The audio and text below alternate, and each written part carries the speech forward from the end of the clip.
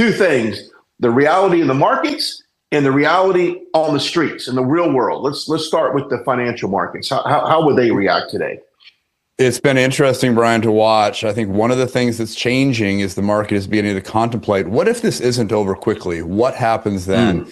So the first day on Monday, bonds were relatively unmoved. We've seen over the last 2 days, bond prices start to fall, meaning yields are rising, which is typically not a great sign for the long-term views of the economy.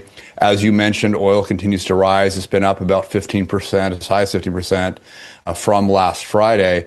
And interestingly, overnight, it's important to watch what happens around the world.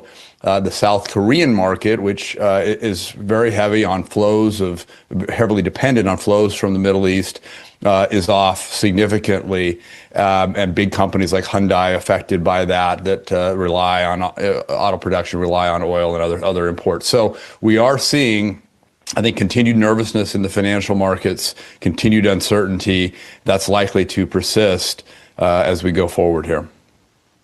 Okay, so now let's lean into, I guess, the real world effects of all of this. We were mentioning offline that gas, I noticed yesterday in several locations, was up about 50 cents in the area. That's a significant jump within just a few days of this conflict. But what do you see the effects on the street for the consumer standpoint? One of the things that we noticed and talk about is that gas prices are likely to rise in anticipation of price increases. So they tend to move up faster than they move down when prices are going the other way. And it was quite startling to see over the past 24 hours in some locations, gas prices going up by 50 cents at retail from a relatively low base of, call it, $2.50 or so, 20% jump over time. That's meaningful. And if the viewer were to take anything away, I think it's important to remember that war is always inflationary. Wartime pressures cause prices to rise as production moves from consumer goods to military uses, defense applications, as resources are redirected, as munitions need to get replaced. And eventually this finds its way to the pocketbook.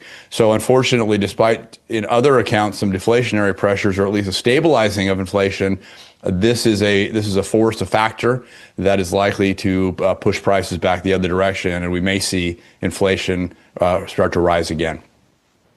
Michael, do you see this having any effect on consumer confidence as far as people going out and purchasing big ticket items like a house, like a car, things like that? Do they tend to be a little bit more conservative, waiting to see what happens after all of this? What's your thoughts on that? Brian, I think it's totally normal human psychology under times of uncertainty to wait and pause. What's interesting is that we've been in this extended period of time when people have been very hesitant to make big purchases already.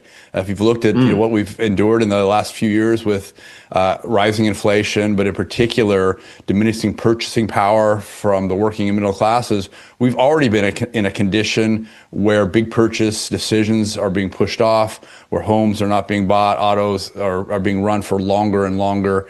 We've been in a difficult period. I think it's fair to say this doesn't help.